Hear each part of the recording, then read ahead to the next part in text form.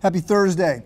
The first part of Colossians 3 has led us to reflect on eternity. And I've been arguing that we need to live today in light of forever and be shaped by eternity, set our heart on things above, set our minds on things above, live in light of the great cloud of witnesses, live in light of judgment.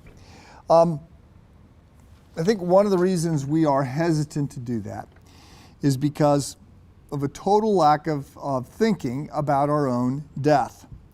So I have made no secrets about my concern about this, and it often stems out of conversations that I have with people who are about to die. In the hospital, it's, sort of joke, you don't want to see me in the hospital. That would suggest that we're longtime friends, or it might suggest that your situation is quite bleak. Otherwise, other people tend to show up. So I tend to be the guy that shows up when things are particularly medically not going well. But I often find that people have not given much thought to their own death. Sometimes even people at the end of a very long life. Sometimes people who have been at death's door for 2 or 3 years or 5 or 6 different times, they're still not thinking about death. And by this, I don't mean, I'm not talking about practically speaking. I'm not talking about funeral preparations and a will and that. Although, let me just say, that as a pastor, one of the blessings that you can give to your family is to attend to all of that stuff so that people aren't worried about it or fighting over it at the time after you have passed away. But I'm thinking more specifically about preparing the state of your soul for death. So I'm not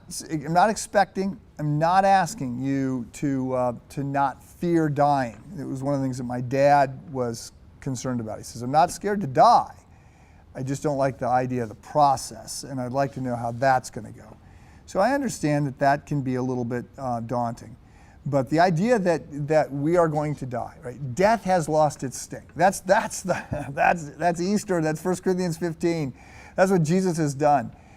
Death is a transition from this world, which is actually not the land of the living. This is the land of the dying, to the land of the living, to be fully in the presence of Christ. And so there's a sense in which when we look at Paul, it's not that we have to die, it's that we get to die.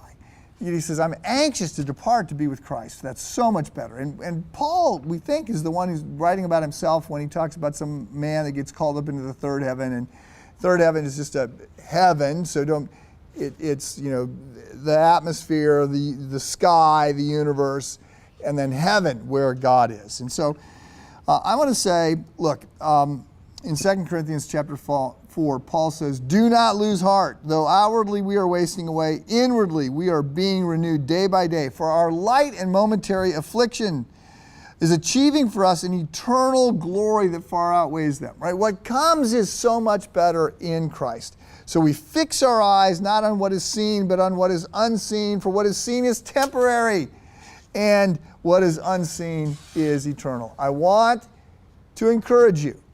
It's odd in this day and age, but I want to encourage you to live in light of the fact that this life is short, the next one, eternity, is not, and the opportunity to make a difference is today. Have a good day.